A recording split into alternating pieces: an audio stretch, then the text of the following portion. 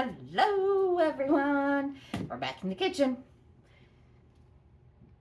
I haven't had bread in the house for a day or two, homemade bread that is, and Tim's not too happy about it, but he was at a work thing, one of those, I guess it's a convention, it's not really convention, a show, equipment show or something like that. So I made his favorite Italian herb garlic. This one just came out of the oven, so we're going to dump it out real quick. And we're kind of starting at the end, and that's how it looks. And it sounds hollow. Knock, knock, knock. Anyone there? No one answered. Good. Whew. So, I do have another loaf back here rising because I don't have television magic. So this one's rising. And we really like this shape. I have a couple of these. Well, I don't really have a couple of these. I broke my favorite one, but I found this one and it looks like it's the same. I have a lid, and then I found one similar at one of the used stores. I don't know, Salvation Army, Goodwill, or something. This one I got at the White Mule, but it's extremely expensive on eBay. So I went thrift shopping, and I did find this. This one is different brand. This one's Anchor Hocking. The one I loved was Pyrex, but they're both, I believe, from the same era. It has that fancy schmancy green and yellow, and yeah. So, anyways, I've never done this before, and if this cracks it, I will cry because I just bought it yesterday. But I'm gonna go put it in the fridge, because I do want it to cool off before I put that one in it. So, hang on a second.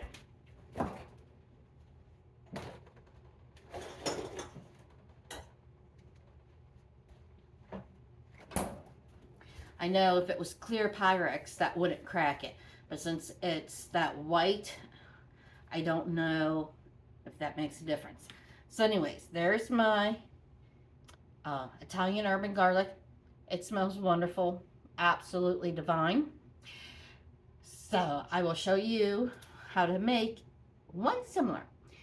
The one rising is lemon dill, and then I'm also going to try this one that we're going to make is a rosemary, but I'll tell you how to make the other ones while we're making this one.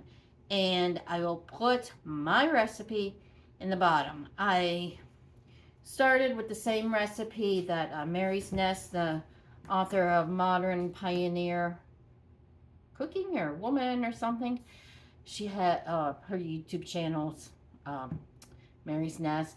And then the other one that I watched with the original recipe was That Lisa Dawn, D-A-W-N. And I'll tell you what their measurements were. Because I don't know how to follow a recipe. And I'll tell you what mine are. Okay, I'm going to set this aside so we can get busy. This literally is like the easiest, most simple ever bread recipe there is. I like it because it's simple ingredients. And a very dear friend of mine gave me a recipe for when she lived in Bedford, Indiana. And everybody loved it. She used to give it away for Christmas and whatnot. A lot of ingredients.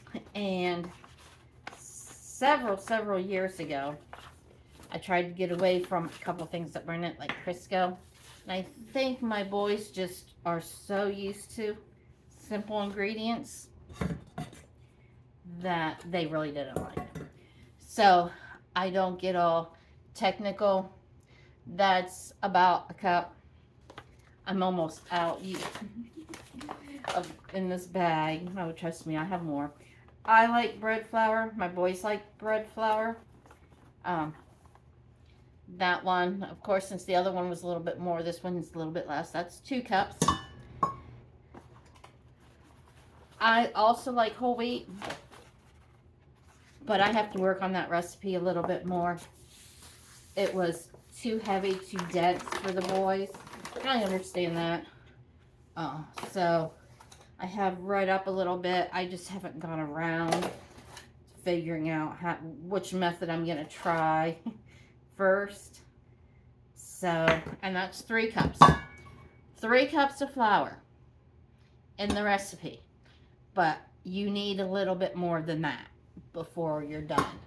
Like I said, I use bread flour. I just use Pillsbury. I'd like to get them on something that's not enriched, but at least it's not bleached. So, you start with that. And then you need your yeast. The amounts of flour that Mary and Lisa use are the same. But they use half as much yeast. I put a heaping teaspoon of yeast in. They put a half a teaspoon of yeast. And, oh, let me get out my salt. Lisa said 1 to 2 teaspoons of salt. I use 1 heaping. I don't remember if Mary said 1 to 2, or she said 1, or she said 2. But they were basically the same recipe.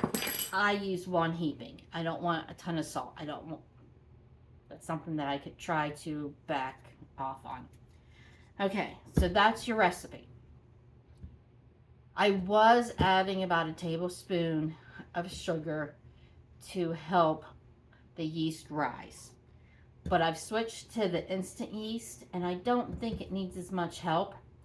And since I'm trying to be simple and trying to be healthy, I'm going to leave out the sugar for now and see if the boys can tell a difference, because they could eat this bread for a meal. They love it so much, especially with the farm fresh butter the milk is raw. The butter comes from the cream on the raw milk. It's not pasteurized, homogenized, or anything like that. It's plain, good, old-fashioned butter like Tim's great-grandma Richards used to make. And I have her butter bowl. Thank you, mother-in-law. She was the best. So, when I add seasoning, usually like the Italian herb and garlic, I add 3 heaping teaspoons of Italian herb mixture, any brand, whatever you have. And then about 1.5. I was adding a lot more garlic, but now I'm only adding like 1 heaping teaspoon of garlic, or a little less. Or 1 heaping and a little less than 2. You know what I mean? I just use the same measuring spoon. I'll dig in 1 heaping and then another scoop, but probably half a teaspoon. I'm trying to cut down on that too. So that's what I do for the Italian herb and garlic. 3 teaspoons Italian herbs and 1.5 of garlic powder. Do not use garlic salt, okay? It'll be nasty and salty and I'm going to do this one, rosemary. I absolutely adore rosemary. I haven't done rosemary. I don't know if the boys are going to like it. I have rosemary flakes, and I have the whole rosemary.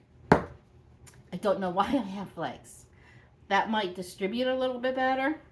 So I'm going to do like 1.5 of the flakes, and then 1.5 of what I call whole. I don't know if it's technically called whole. That looks kind of like a seed, but it's not a seed. Okay? And so 1.5.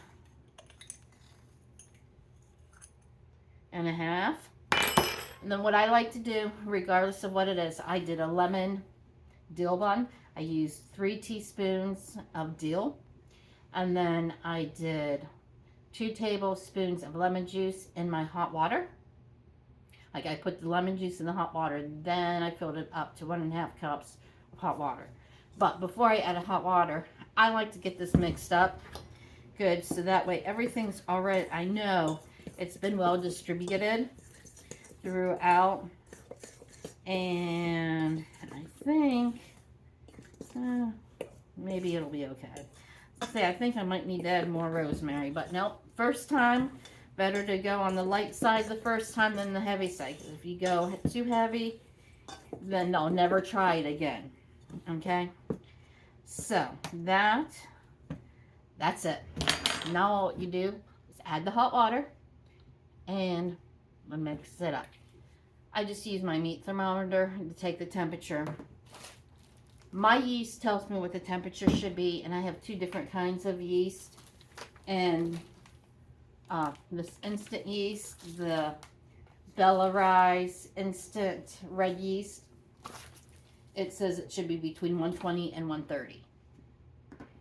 If you go over the temperature, you can kill your yeast. So don't ever go on over the temperature of what it says on your package. If you're going to go on the side of caution, go to the lower temperature, okay? Now my water gets very hot. My hot water tank is set high. I do not have anti-scald on my kitchen sink because of a lot of things that I do. At Scarlett's house, her water does not get as hot. She's got babies. She needs anti-scald. And her hot water temperature can't be as high as mine can be because she's got babies. So at her house, when I was showing her how to make it, we had to microwave it for, I think I did it in 15-second increments and ended up with 30 or 40, I don't know. And it was like 30 seconds. Just do small, take your temperature, put it back in, take your temperature, put it back in. Mine's probably hot enough now, so let me see.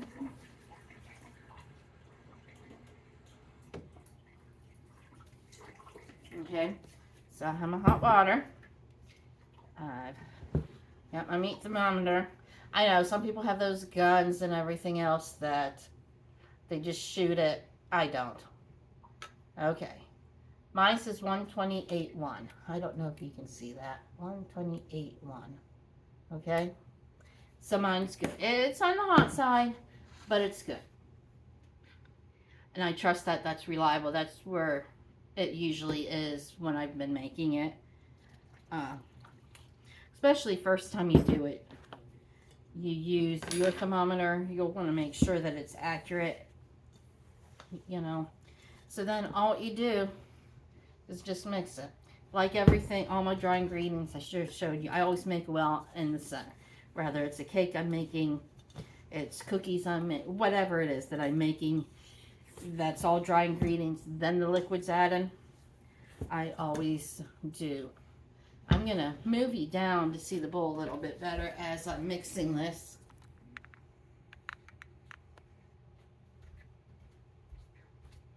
So see, you just get it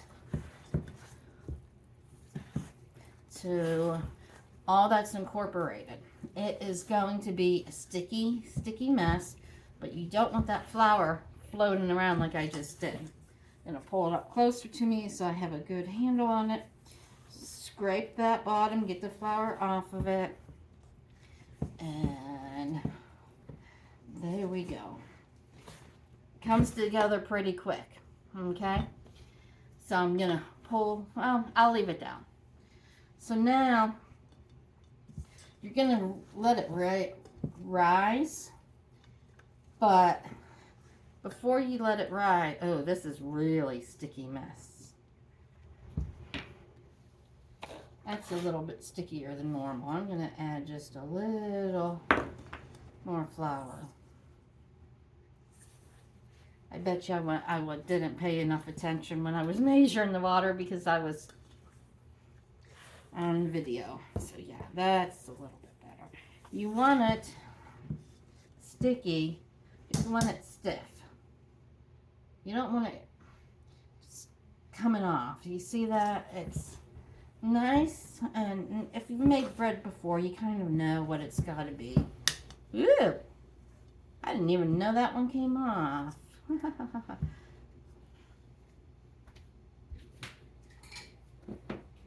Okay. That little bit is better. See, so it's very forgiving recipe. You can just do what you have to do. Okay, so that's good that we had that little miss up. I'm kind of crooked, aren't I?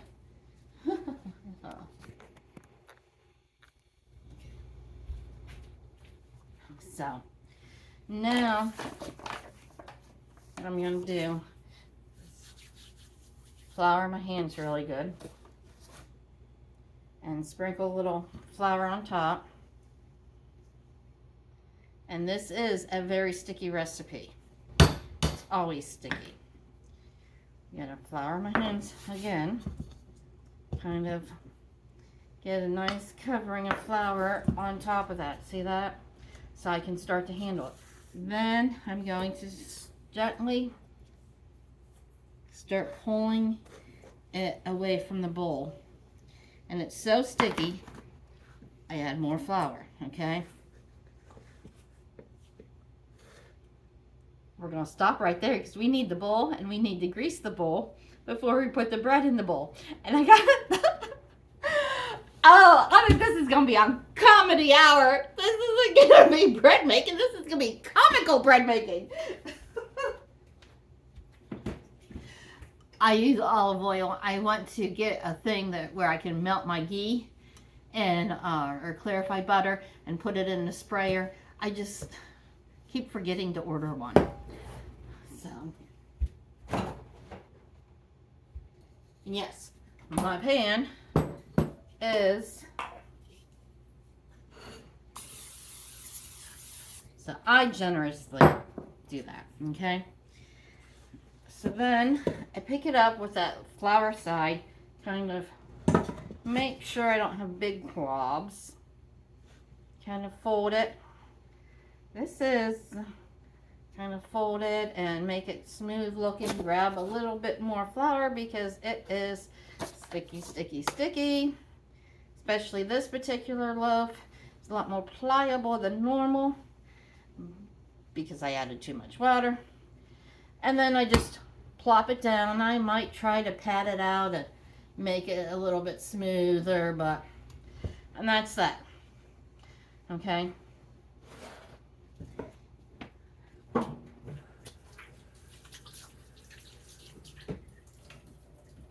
Now you can use a regular bread pan. The first couple times I did use a regular bread pan, but then I thought, oh, I want it to look more artsy or more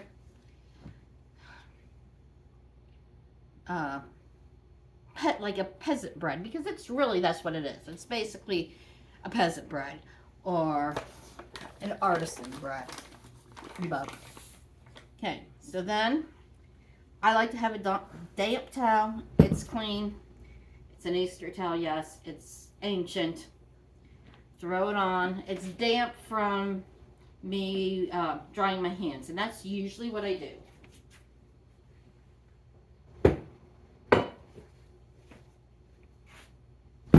And I just did that backwards.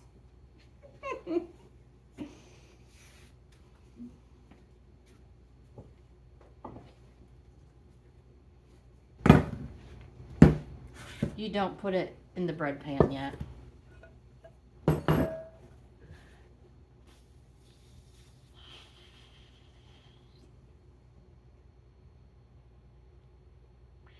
This one stays in here.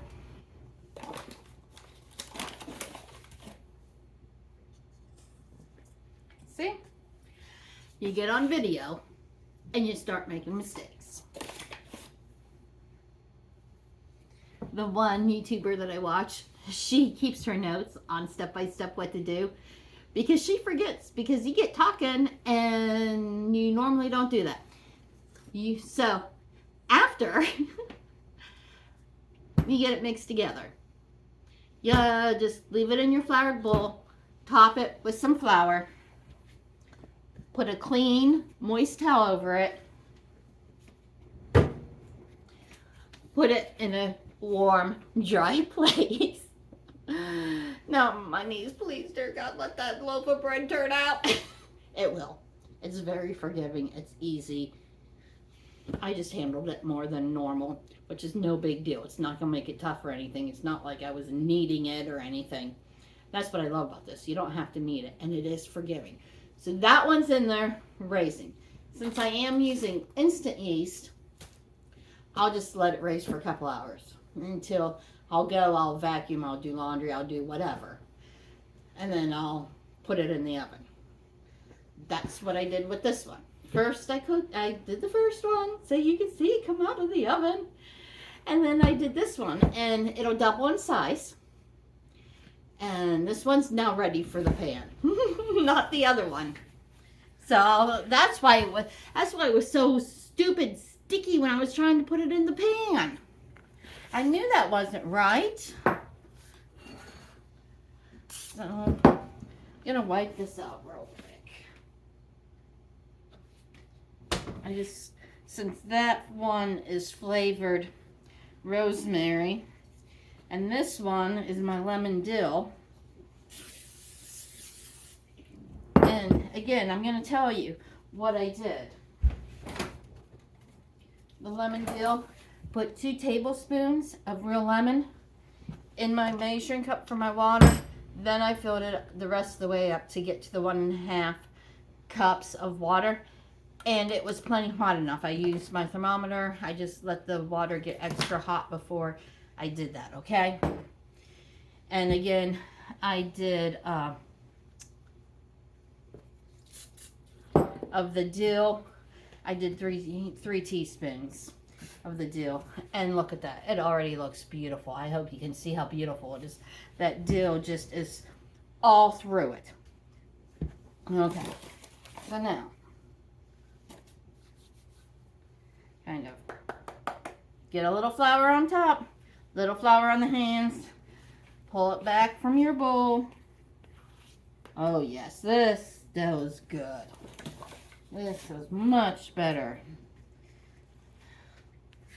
Okay, and then you just do the same thing, get it worked out of your bowl. Okay, and whatever it looks like on the top is what it's going to look like.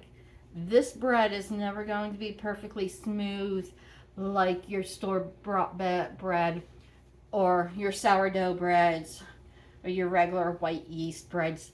Your kneaded breads are beautiful. This is beautiful in its simplicity, rustic manner. Okay, so that's it. It's sprayed. Plop it in. Okay, and again, this isn't done. And let me, so you can see this loaf and this loaf are not the same. You have to let this raise. Since I use the instant yeast, I only let it raise, well, it depends on if I get busy or not, but usually I only have to let it sit, especially if I have my oven preheating and I set it next to the oven. I only have to let it sit, you know, a half hour, 45 minutes to an hour. But sometimes I get busy doing things. We might run into town and I come back 3 hours later and I put it in the oven. The instant yeast is a lot more forgiving. We're going to pull you back up a little bit here. And forget it again. You all know how I am. So, the instant yeast is more forgiving in time-wise. You can make it a lot quicker. You can let it raise for 1 or 2 hours and then put it in your bread pan and then let it raise just a half hour and you're good to go.